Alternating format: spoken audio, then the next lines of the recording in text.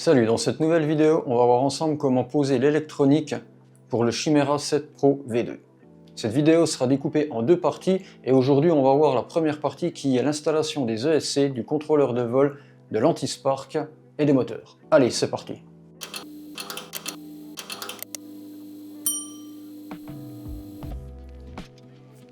Donc pour monter le SC, on va prendre dans un premier temps les petits caoutchoucs ici anti-vibration. Comme ça on va les mettre dessus. Alors, donc les caoutchoucs, il va falloir les mettre, c'est la grande partie là en bas, puisque le condensateur qu'il y a là vient rentrer dans le trou ici. Donc il ne faut pas se tromper. Hop.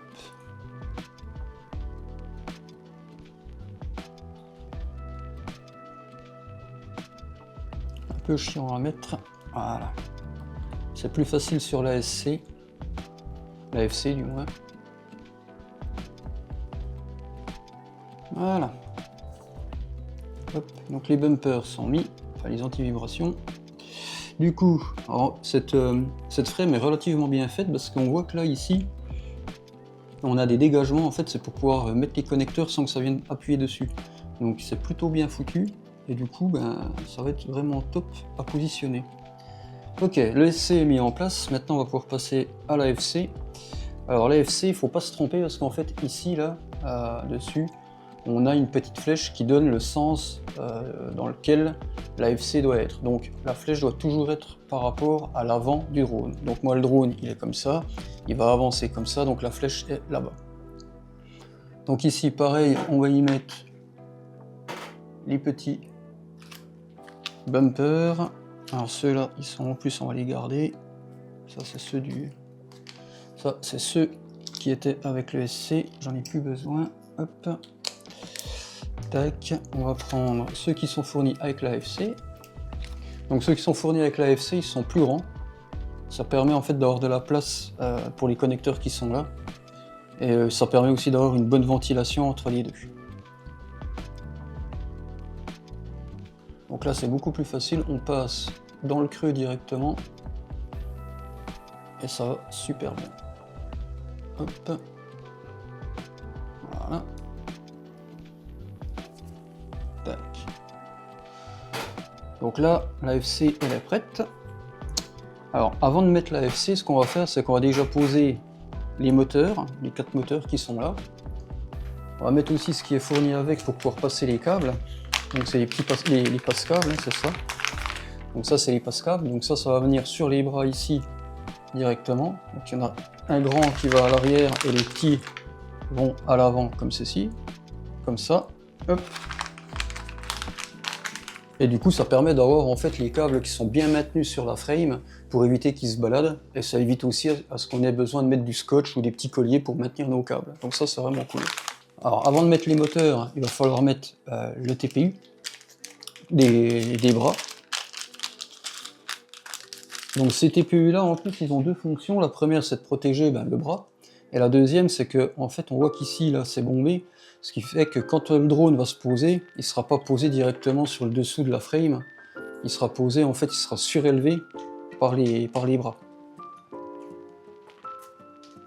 Il sera surélevé comme ça, voilà. Donc là si je fais ça, hop, on voit que, ouais, on voit déjà que là il y a... Là on passe sans problème. On a 1 cm de garde en fait sous le drone. Donc ça c'est plutôt cool. Ok, maintenant que c'est monté, on va pouvoir mettre les moteurs. Comme j'avais dit dans la vidéo de présentation, c'est des Xing en 2809. C'est des 1250 kV. Donc qui ont une faible rotation, hein, ce qui permet d'avoir des grosses hélices dessus. Donc ici on a les 3 câbles qu'il va falloir mettre sur la FC. Donc là on voit qu'il faudra raccourcir. Donc on va les couper, on va les dénuder, il n'y aura pas d'ordre spécifique, et il y aura juste en fait à bien les mettre à plat et pouvoir venir les mettre bien en face comme ça soudés. Et c'est parti, on fixe le premier moteur.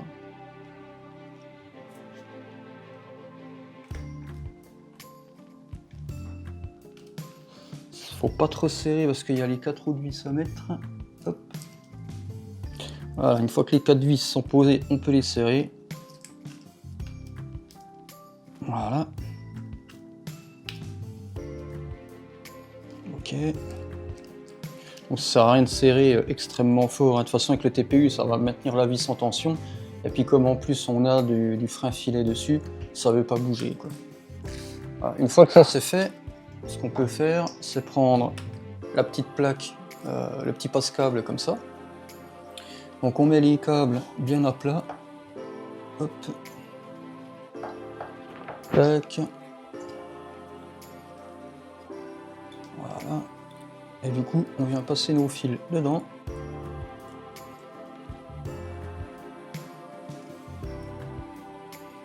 Voilà.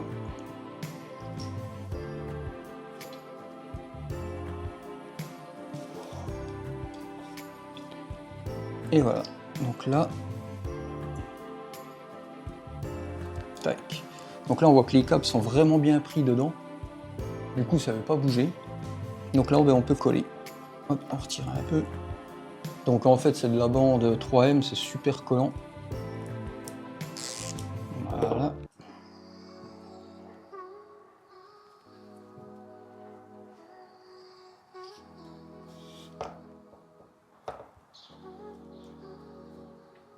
Voilà. Hop. Et voilà. On appuie bien. Voilà, c'est collé. Super. Donc le c'est un petit film de protection, ça on l'enlèvera après. Ok. Donc là déjà, le premier moteur est posé. Il n'y a plus qu'à faire pareil avec les autres. Ok, voilà. Cette fois c'est monté. Donc là du coup on va pouvoir passer à la soudure des câbles sur le SC. Donc l'avantage hein, c'est que les câbles ils passent ici, hop, ils vont venir directement là. Alors par contre moi je vais quand même mettre un petit collier pour revenir ici. Parce que je trouve que ça se balade encore un peu trop à mon goût. Donc on va mettre un petit collier de chaque côté. Comme ça là. Juste derrière là. Et après on pourra venir souder en fait dessus.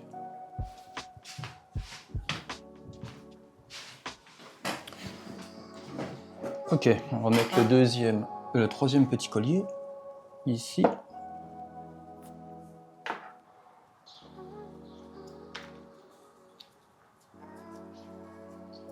Alors, il y a plus de place que derrière, donc c'est cool.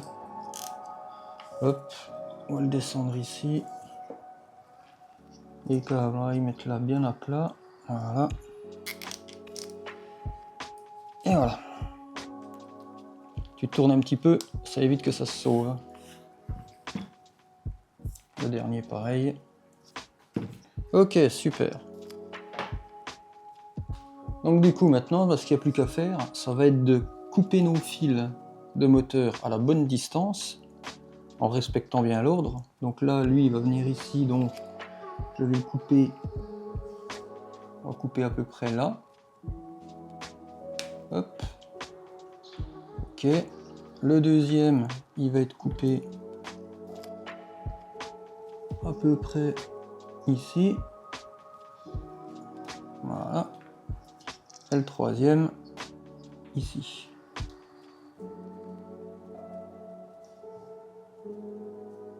Voilà. Super. On fait pareil sur les 4 moteurs, enfin les 3 autres. Et voilà. Ok, donc maintenant il va falloir dénuder chaque petit fil pour qu'il puisse venir être soudé là-dessus directement. Donc là, ça va se compliquer.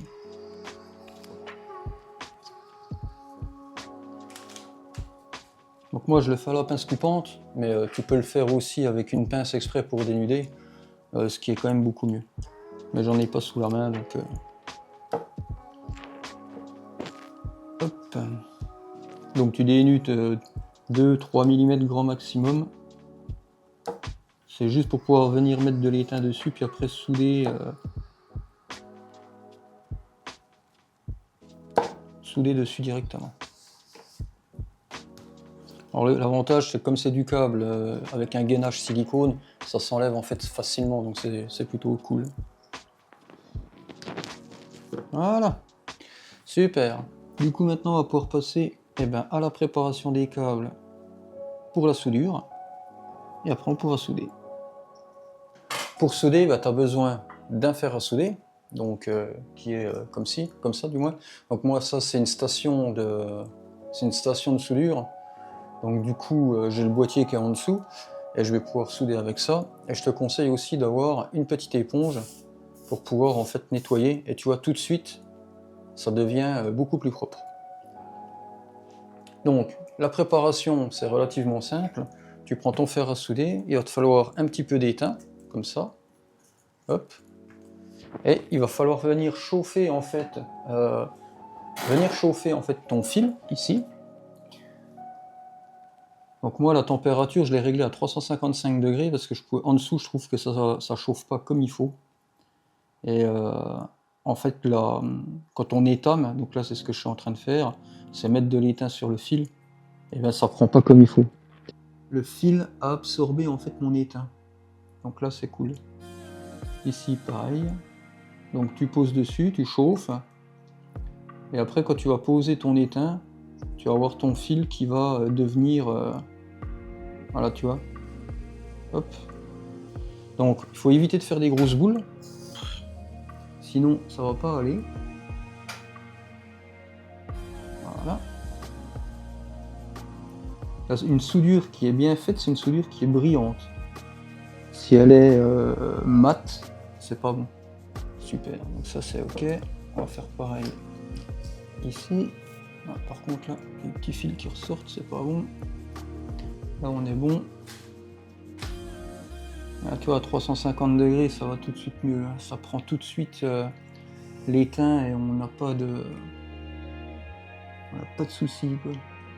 Bien remettre les fils en place parce que sinon ça va, si ça vient toucher entre les deux bornes, ça risque de faire des courts-circuits et c'est pas ce qu'on veut. Super, ok. Maintenant on va passer à la partie des connecteurs. Donc là il va falloir étamer aussi. Donc ce qu'il faut faire déjà c'est mettre les fils pour pas qu'ils nous gênent. Voilà. Donc là même principe, on pose le fer à souder dessus. On met un peu d'étain, ça va faire fondre ce qu'on a mis tout à l'heure, là, la tropicalisation. Voilà, d'ailleurs ça sent. Hop, et voilà. Donc ça c'est une soudure qui est belle. Voilà, elle est bien bombée, elle est bien brillante, donc ça c'est une belle soudure. Je vais te montrer, je sais pas si on voit comme il faut, juste là. Voilà, ça c'est une soudure qui est bien faite. Alors, on continue. Donc une fois que tout sera soudé, après on pourra remettre un petit coup de tropicalisation dessus, justement pour protéger les soudures. On va préparer aussi après le plus-moins là, les deux grosses bornes qui sont là, pour pouvoir mettre l'alimentation. Allez, on fait le plus-moins. Alors là, le plus-moins, faut y aller généreusement parce que c'est quand même relativement gros. Et le problème qu'il y a, c'est que pour souder, ainsi ça prend bien là, c'est de la bonne qualité.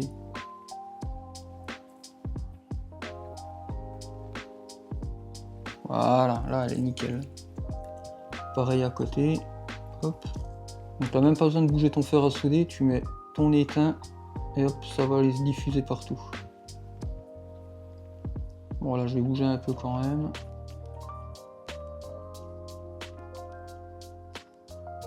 Et voilà, nickel. Ok, maintenant on va passer à la partie où on va mettre les fils sur la soudure où on a préparé. Enfin sur le SC où on a préparé juste avant. Donc là c'est pareil, c'est relativement simple. On prend les fils par le plus loin. Enfin le fil on prend le plus loin. Hop. Donc pour souder les fils, je te conseille de prendre une petite pince comme celle-là parce que la chaleur va vite se diffuser dans le fil et ça va te brûler les doigts quoi. Donc il vaut mieux utiliser une pince. Allez, c'est parti. Hop. Donc on commence par chauffer ici. On pose le fil dessus. Et voilà. Là, le fil est super bien mis. Ensuite, on prend celui-là. Pareil. Hop. Ok. On vérifie toujours comme ça pour voir si le fil tient bien. Donc là, il est pas mal. Ici, idem.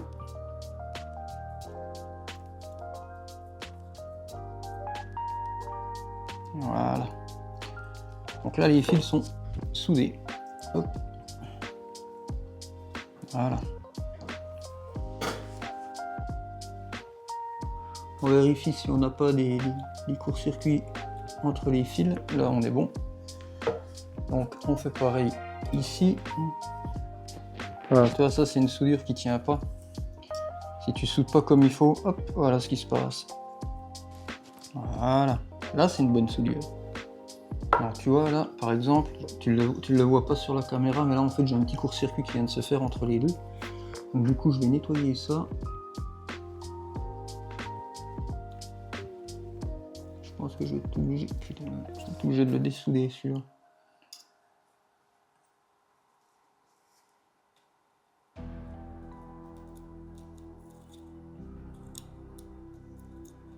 Voilà. Donc là, le court-circuit est parti. Du coup, ça, il faut que je le remette. Voilà.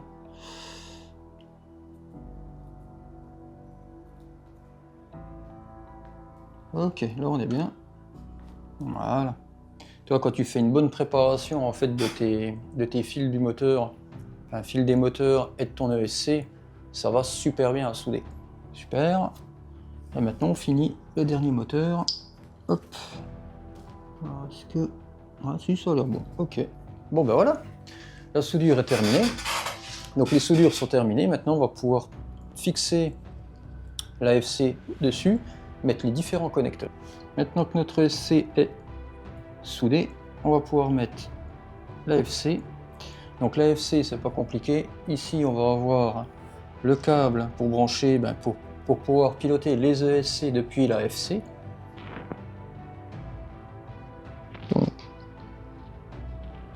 Hop, voilà. Nickel. Et après, on a différents petits câbles à venir mettre dessus.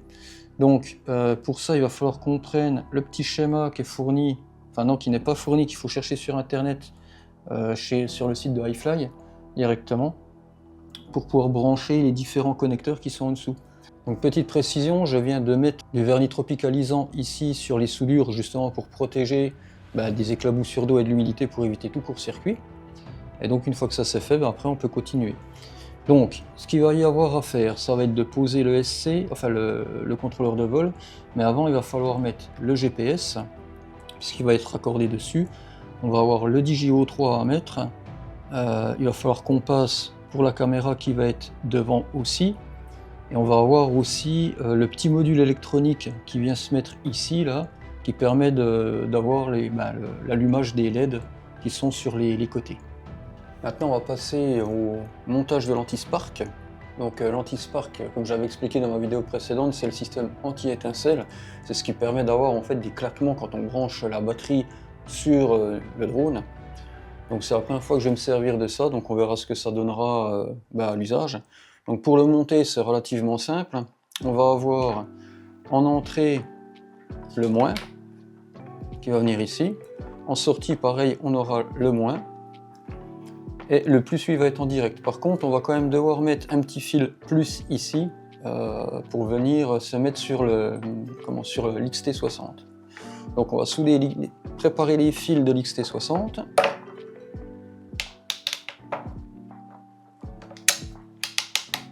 Hop. Comme j'ai pas de petit étau, une petite pince, ça va tout seul. On va préparer le connecteur avec de l'étain. Donc là, il ne faut pas hésiter à en mettre parce que ça va être assez gros. On le voit de toute façon au niveau de la taille des fils. XT60 va être ici, donc il faut le passer par-dessus le DigiO3. Donc ça va venir là. Du coup, je vais le couper. Ça, on verra ce que ça va donner.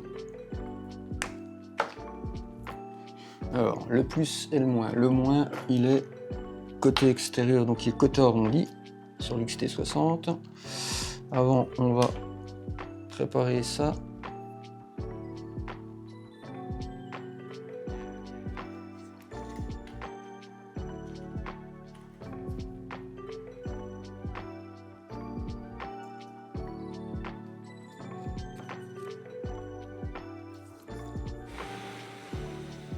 dénuder un peu pour qu'il rentre bien dedans. Et ce qu'on fera après, c'est qu'on va mettre un petit peu de gaine thermo rétractable, histoire de bien protéger tout ça. Alors, hop.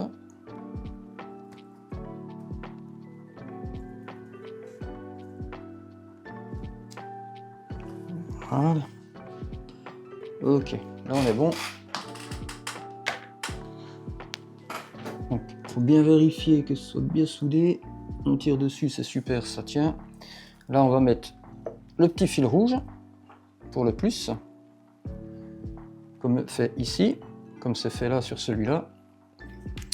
Et après, on va mettre un peu de gaine thermo rétractable pour faire la même chose que ça, en fait, protéger les fils pour éviter qu'il y ait des courts-circuits entre les deux. Voilà. Nickel.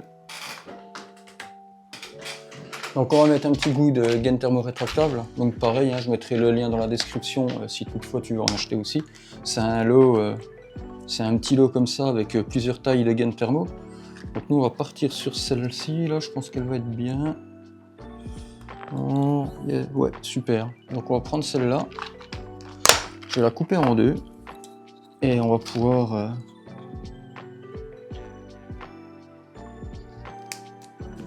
Voilà. Comme ça, ça protégera bien. Ça a l'air bien protégé.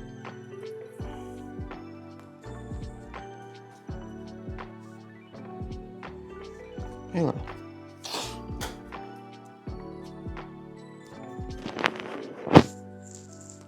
Super.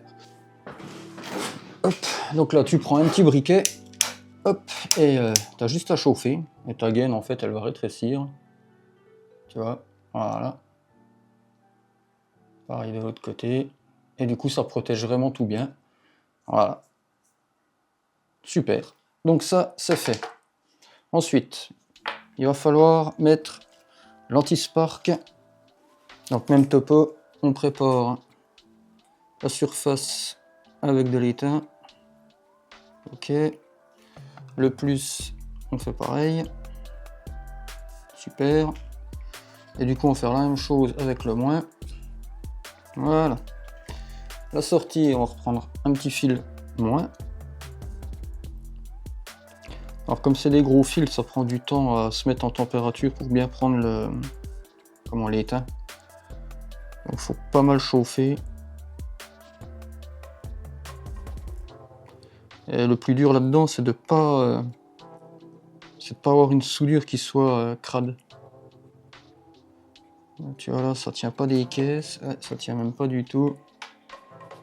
Du coup, on va le préparer comme ça. Voilà. Là, ça va y aller. Voilà. Ouais, là, c'est mieux. Ok, super. Donc, ce côté-là, là. Voilà.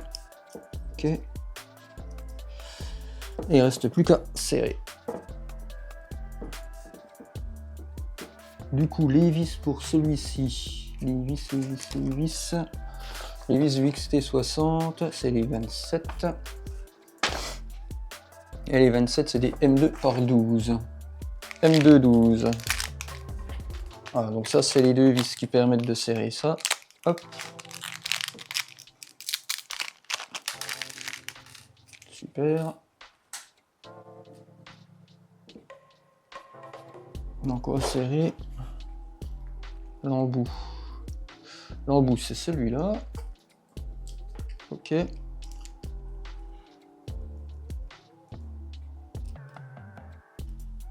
Ok. Donc ça, c'est positionné. Alors petite précision, j'ai dû remodifier en fait cette partie-là. J'ai dû changer j'ai dû ressortir le fil là parce que je l'avais pris dedans tout à l'heure. Ça me permettra de pouvoir jouer plus facilement en fait sur le positionnement de l'anti-spark. Donc du coup, je vais pouvoir le remonter. Du coup, je vais même le mettre. Parce que je vais le mettre comme ça. Comme ça, si je le mets là. Voilà, on va même le mettre comme ça. Hop, voilà. Je vais juste retourner ça. Hop là. Et on va le mettre ici. Donc, voilà. Là, ça vient là. En plus, il se met mieux que tout à l'heure, c'est marrant. Donc c'est parfait. Ça, je vais le mettre ici. Ok.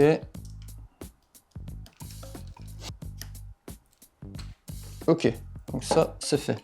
Donc du coup, on va laisser un peu de jeu, comme ça on pourra le mettre soit sur le côté, soit au-dessus de l'O3. Ce que je vais faire, c'est que là, je vais couper mon fil, mes deux fils, d'ailleurs, pour les souder ici sur le SC.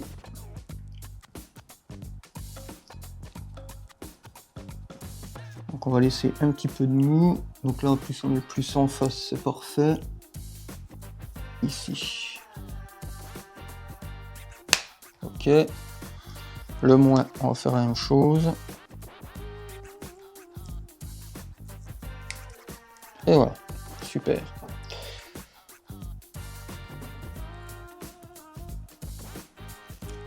Voilà.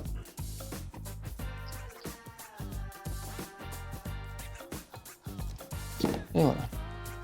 Donc, comme tout à l'heure, on fait la préparation du câble. Donc, fer à souder éteint.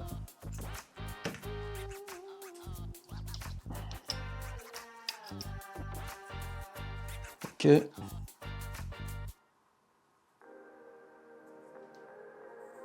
Ok. Donc ici, ce qu'on va faire, on va rajouter un peu d'étain.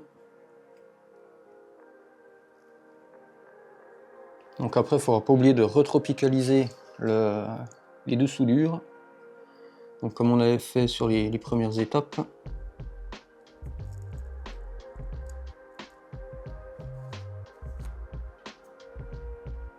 Ok.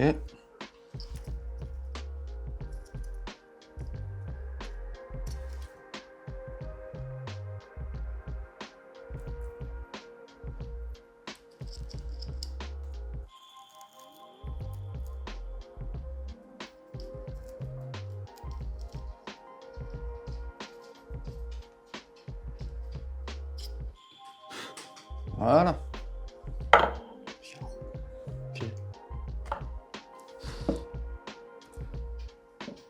Ok, super, ça c'est bon.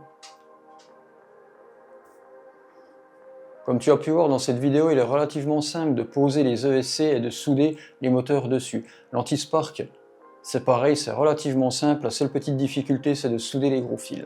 Dans la prochaine vidéo, on verra ensemble comment poser le DJO3, le GPS et bien sûr fermer l'intégralité du drone avec les carénages. Si cette vidéo t'a plu, n'hésite pas à mettre un petit commentaire et un like. N'hésite pas aussi à t'abonner, tu peux me suivre aussi sur mes réseaux sociaux, je te mets le lien d'ailleurs en description. Et en attendant, je te dis à bientôt dans la prochaine vidéo. Ciao ciao.